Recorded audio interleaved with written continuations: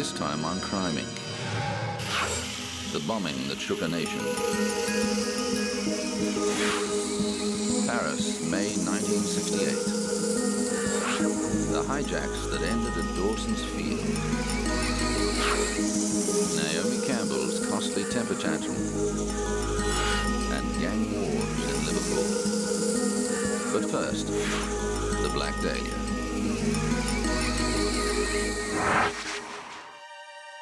In the 1940s, countless wannabe movie actors flocked to Hollywood, the dream factory with stars in their eyes. But for most, the grim reality was an existence eked out in the seedy streets of Los Angeles, a place where crime and vice flourished, and certain girls were known to do anything to get ahead in their careers. A tough new world of post-war America gave rise to a new genre of movies, film noir. People flocked to the theater to get vicarious thrills from the murders being played out on the big screen. And sometimes, that violence spilled off the screen and into the street. This was the case with the gruesome murder of Elizabeth Short. The tale was so bizarre that it was given its own title, The Black Dahlia. The 22-year-old aspiring actress was discovered in a vacant lot near Hollywood.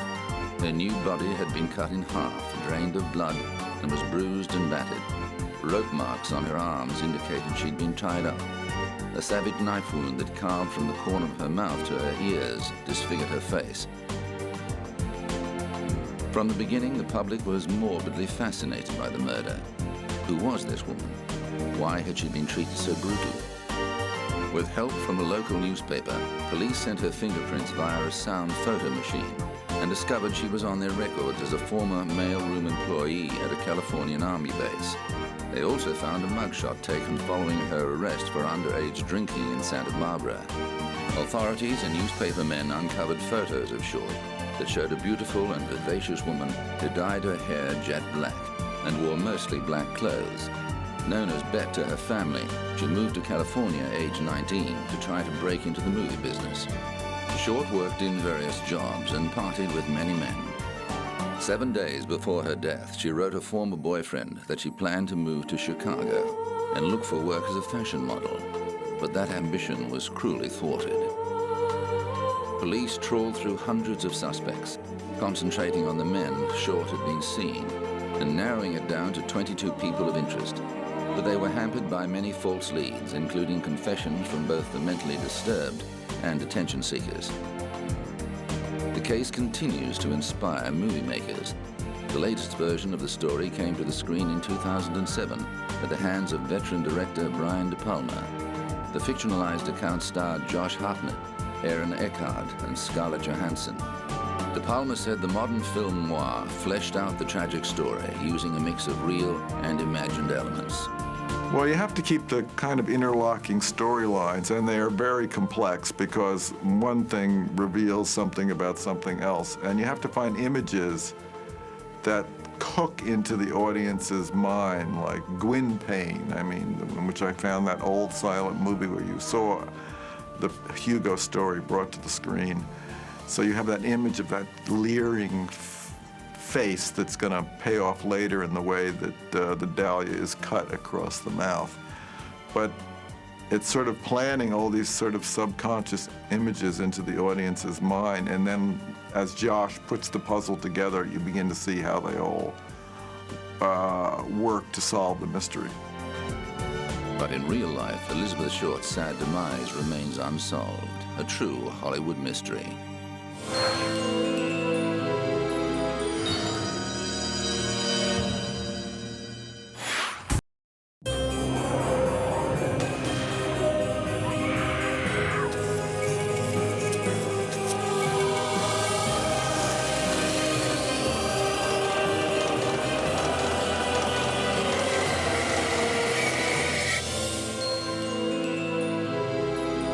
This time on Crime Inc. The bombing that shook a nation. Paris, May 1968. The hijacks that ended at Dawson's Field. Naomi Campbell's costly temper tantrum. And gang wars in Liverpool. But first, the Black Dahlia.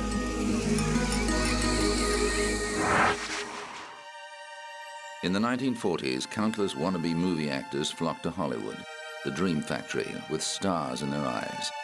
But for most, the grim reality was an existence eked out in the seedy streets of Los Angeles, a place where crime and vice flourished, and certain girls were known to do anything to get ahead in their careers. A tough new world of post-war America gave rise to a new genre of movies, film noir. People flocked to the theater to get vicarious thrills from the murders being played out on the big screen. And sometimes that violence spilled off the screen and into the street. This was the case with the gruesome murder of Elizabeth Short. The tale was so bizarre that it was given its own title, The Black Dahlia. The 22-year-old aspiring actress was discovered in a vacant lot near Hollywood. Her new body had been cut in half, drained of blood, and was bruised and battered. Rope marks on her arms indicated she'd been tied up. A savage knife wound that carved from the corner of her mouth to her ears disfigured her face. From the beginning, the public was morbidly fascinated by the murder. Who was this woman? Why had she been treated so brutally? With help from a local newspaper, police sent her fingerprints via a sound photo machine and discovered she was on their records as a former mailroom employee at a Californian Army base. They also found a mugshot taken following her arrest for underage drinking in Santa Barbara. Authorities and newspaper men uncovered photos of Short that showed a beautiful and vivacious woman who dyed her hair jet black and wore mostly black clothes. Known as Bet to her family, she moved to California age 19 to try to break into the movie business. She would sit comfortably with thousands of radicalized students and intellectuals who were chafing at the restrictions and prejudices of the previous generation. In May 1968, discontent erupted in Paris. By the time it was over, France had been transformed. The problems first surfaced in March of that year, when a group of students, poets and musicians occupied an administration building at Nanterre University to protest against class discrimination and university bureaucracy. They surrendered without incident, but unrest continued to build until it spilled into the streets 2 months later. After a rowdy protest, police fired tear gas into a crowd of students at the Sorbonne University and were forced to arrest hundreds of people as students flocked to the site in solidarity. Schools and universities across the nation were shut down and put under police guard. The situation escalated when 10 million workers went on strike to support the protests, and more than 1 million people marched through Paris. The problem grew so big that the government called a snap election. At one point, de Gaulle was even forced to seek refuge at a German Air Force base. France teetered on the brink of revolution, and the riots inspired similar actions around the world. Finally, the situation dissipated, and police withdrew from the universities. Students quickly occupied the Sorbonne again until police retook it on the 16th of June. De Gaulle won an overwhelming victory at the subsequent elections, but his presidency had been fatally weakened. He resigned in 1969 and died suddenly in 1970, 2 weeks before his 80th birthday.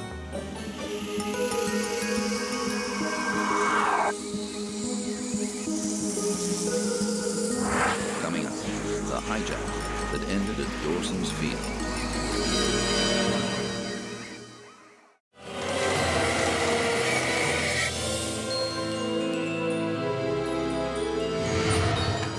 It became known as Black September. The month of the lives of hundreds of aeroplane passengers lay in the balance. More than 300 people were taken hostage when Palestinian extremists hijacked 4 airliners between September the 6th and September the 9th, 1970. 3 of the flights landed at Dawson's Field, a desert airstrip the militants renamed Revolution Airport. On September the 12th, they blew up the 3 aircraft to demonstrate their resolution, moments after the last 40 passengers left the aircraft.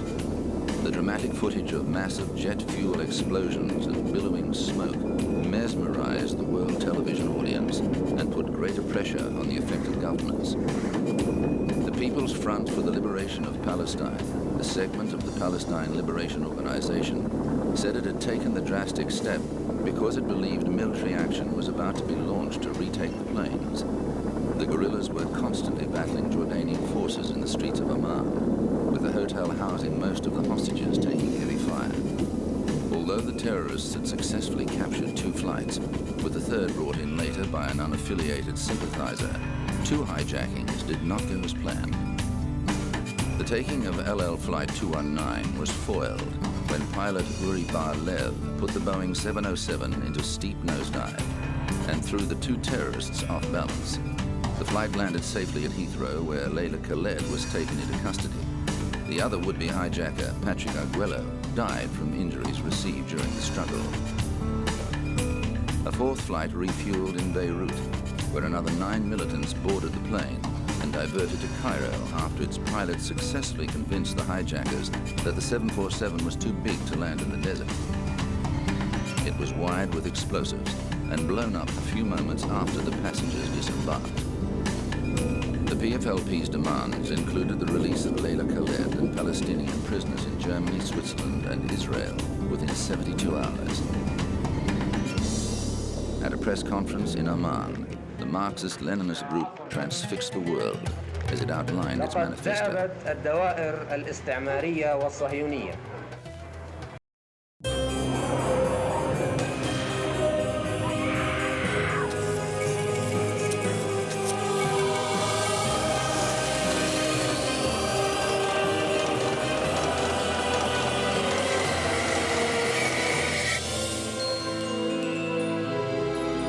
This time on Crime Inc. The bombing that shook a nation. Paris, May 1968. The hijacks that ended at Dawson's Field. Naomi Campbell's costly temper tantrum. And gang wars in Liverpool. But first, the Black Dahlia.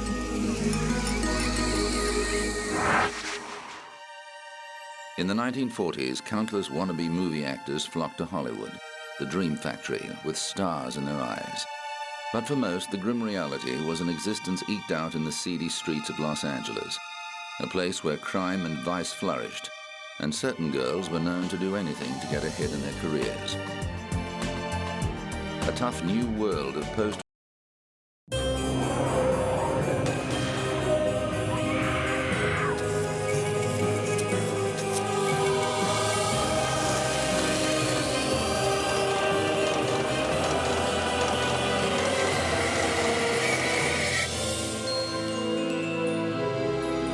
This time on Crime Inc. The bombing that shook a nation. Paris, May 1968. The hijacks that ended at Dawson's Field. Naomi Campbell's costly temper tantrum. And gang wars in Liverpool. But first, the Black Dahlia.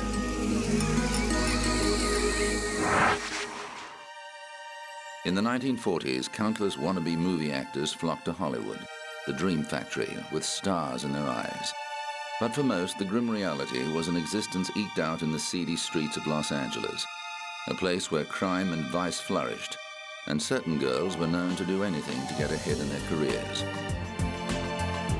A tough new world of post-war America gave rise to a new genre of movies, film noir. People flocked to the theater to get vicarious thrills from the murders being played out on the big screen. And sometimes, that violence spilled off the screen and into the street. This was the case with the gruesome murder of Elizabeth Short. The tale was so bizarre that it was given its own title, The Black Dahlia. The 22-year-old aspiring actress was discovered in a vacant lot near Hollywood. Her nude body had been cut in half, drained of blood, and was bruised and battered. Rope marks on her arms indicated she'd been tied up. A savage knife wound that carved from the corner of her mouth to her ears disfigured her face. From the beginning, the public was passengers who had no sense of the geography or history of the Middle East. One man thought they'd landed in Africa. No, Abu Sharif told him, you're in Jordan, and we are Palestinian guerrillas. The man had never heard of Palestine. By the time the situation was resolved, many more Americans knew about the Palestinians' grievances. The events of Black September were the prelude to a more violent chapter in the struggle for the Palestinian cause. The 1970s saw several more hijacks and some deadly actions, including the massacre of Israeli athletes at the 1972 Munich Olympics and the murder of 27 people in the lobby of Israel's Lod Airport. Layla Khaled now lives in Jordan with her husband and sons and has renounced her support of hijacking as a valid means of protest. However, she says she stands by her actions in 1970 and believes the hijackings brought the Palestinian cause to world attention and demonstrated that governments could be held to ransom when the lives of their citizens were under threat. After the Dawson's Field hijackings, air travel was never the same again.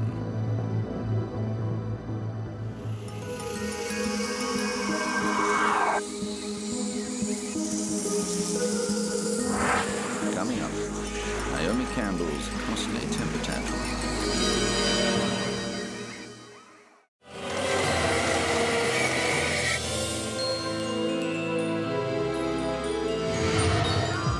World-famous supermodel Naomi Campbell attracts attention wherever she goes. Since starting on the catwalk at the tender age of 15, Campbell has built a lucrative career in the beauty industry. She's appeared on the cover of Vogue, posed nude for Playboy, and starred in a string of music videos. Her ghost-written novel Swan was a bestseller, and she's worked on many charity projects for the people of sub-Saharan Africa. Campbell counts former South African leader Nelson Mandela as one of her friends. But as well as her exotic beauty, the model is also renowned for her fiery temper, a trait that has got into hot water on more than one occasion. In 2000, Campbell pleaded guilty to assaulting her assistant Georgina Galanis with a phone. The Toronto court cleared her record in exchange for her expression of remorse. Just 6 years later, Campbell was back in court, this time accused of attacking her housekeeper, Anna Scavolino, with a jewel-encrusted mobile phone after becoming enraged over a missing pair of jeans. The housekeeper was treated for a head injury following the incident. Campbell did not appear at the initial hearing, and a bench warrant was issued for her arrest. But after her lawyer explained why she couldn't attend, Manhattan Criminal Court Judge Evelyn Laporte took back the warrant. The case was adjourned to November the 15th, 2006. The defense and prosecution were unsuccessful in cutting a deal, so the supermodel was forced to front court on an agreed date, clad demurely in a stylish, figure-hugging black dress. Her lawyer said Campbell hoped to reach an agreement that would only require community service. The model faced up to 7 years in prison and deportation back to Britain if convicted on an assault charge. The defense attorney also said he didn't want Campbell in a situation like 80s musical icon Boy George. It was followed by reporters when he did community service for the sanitation department after pleading guilty to falsely reporting a burglary. He said Campbell was fully aware of the gravity of the situation. Naomi is taking it seriously, but I don't think that's any big whoop, because no one who's gone through the system, who's been arrested and fingerprinted and photographed and brought in front of a judge and bail was set, no one under those circumstances takes these things cavalierly. It's a very, very serious situation. Campbell was also hit with a lawsuit from another former employee who said the British model viciously assaulted her while calling her a dumb Romanian. The lawsuit by Gabby Gibson called Campbell a violent super bigot. Gibson said the model hit her, called her names, and threatened to charge her with theft after being unable to find a pair of jeans designed by Stella McCartney. The maid worked for Campbell from November 2005 to January 2006. In 2007, a judge denied a legal attempt by the model's lawyers to bar her ex-maid from raising prior examples of her allegedly chronic abusive and repeatedly violent conduct towards her employees. The case has yet to be resolved. Campbell's lawyer said the allegations against his client did not fit the pattern of the supermodel's history of altruism, which has seen her involved in a number of worthy causes. But she's also constantly contributing to the public at large. whether it be cancer research or whether or not it be AIDS research or whether or not it be for providing for underprivileged children, like the Nelson Mandela Children's Fund. All over the world, she has done a magnificent job to circumvent all of that and suggest that she's a discriminating individual or a hateful individual is just absurd. It just doesn't fit within the fabric. On the matter of the telephone assault, Campbell's defense team struck a deal with the prosecution that saw the supermodel pleading guilty to reckless assault in exchange for 5 days of community service. Campbell served her sentence at a New York City Sanitation Department garage, where she swept and mopped offices and bathrooms between the hours of 8 a.m. and 4 p.m. Campbell was also ordered to pay her maid's medical expenses and to attend a 2-day anger management program. Just a year later, Campbell was banned from flying on British Airways after an incident at Heathrow's Terminal 5. The 37-year-old model was arrested on suspicion of assaulting a police officer and later released on bail after being removed from a flight to Los Angeles.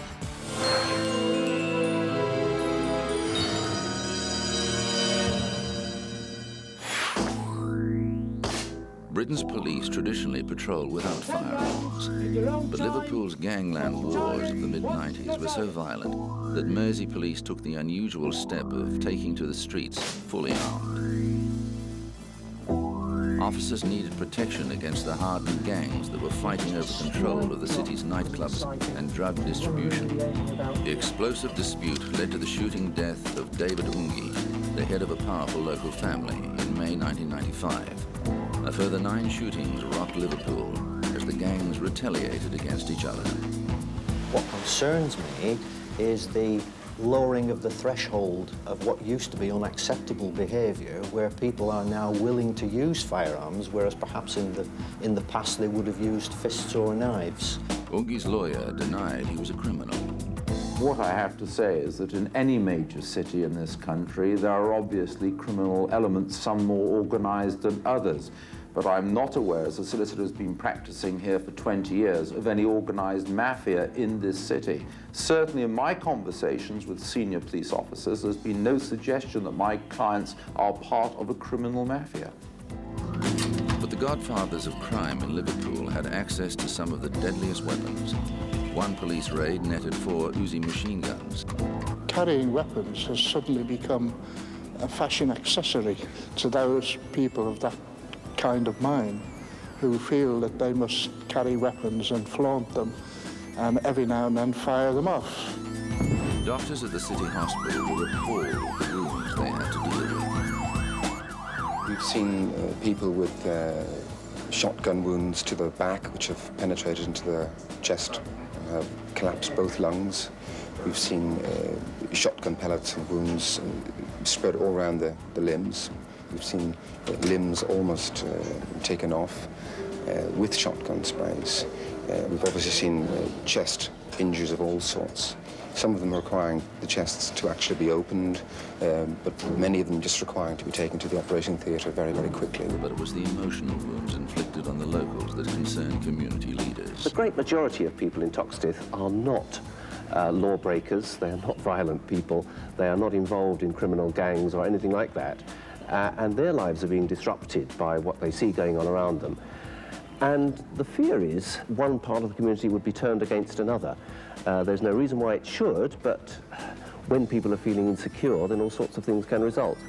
As the main port of entry for illegal firearms and drug importation, Liverpool continues to be a hotspot for violent crime and home to some of Britain's most trigger-happy criminals.